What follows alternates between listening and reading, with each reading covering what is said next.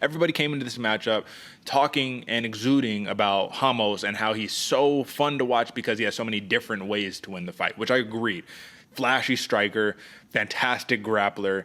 I mean, what more do you want from a young prospect who's kind of flying under the radar? Well, enter Charles Jourdain, and what did we see? AJ, we said it. If he's calculated, if he's the guy we think he is, where he's growing into this patient, meticulous, calculated killer, it's going to be a rough night for Ricardo Ramos, and it absolutely was. Were you as confused as everybody else when you saw Charles Jourdain continuously try to go for guillotine chokes when he didn't have it? And I want to talk about the technical aspect in one moment, but just from like that perspective, were you like, why does this dude keep going for this?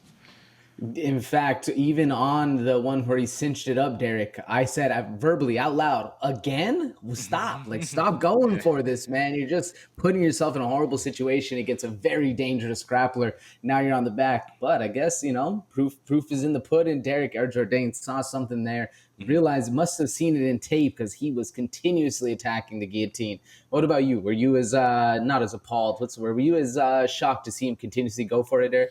Well, from a jiu-jitsu perspective, yeah, because he actually put himself in a terrible spot. So for the folks who are just listening, the best way that I can describe this is that once you get your arm wrapped around the neck of Ricardo Ramos, your Charles Jourdain, right, and you start cinching up that guillotine, you sit back, you try to put your leg over. Ricardo Ramos was doing a great job of passing on over to the side to nullify the guillotine, meaning the guillotine is no longer there.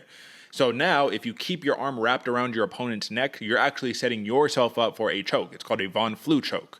So this allows the person to put all of their weight, literally all their weight, on the blood point in your neck and just put you to bed. It happens very, very quickly. So I'm like, Charles Jourdain, you are a black belt. You are about to get Von Flue. This is like the easiest trick in the book right here. How are you going to allow this to happen to you? Clearly, he felt fine. Clearly, it wasn't in the right spot for him to be worried because he never even saw the worry on the face. Because sometimes when you realize, oh, shoot, my arm is trapped. I can't get it out. I have this glove stopping me too. My opponent's holding my arm. I'm about to get choked. He didn't have that. 6 scrambles, got back up. When he jumped that guillotine for the last time, I said, bro, just like you. Again, what are we doing? And then you see Ramos tapping for dear life, and you're like, this dude, Charles Jourdain, knew something we did not. Hey, man, listen, I can't say nothing else. Eat my crow right there. You knew what you was doing. Submission, first round. This man looks like an absolute killer. Looks like the best version of Charles Jourdain that we have seen to date. Would you agree?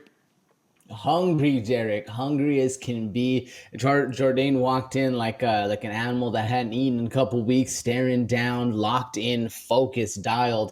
This is a new Jourdain that we're going to see kind of really start to come into his own.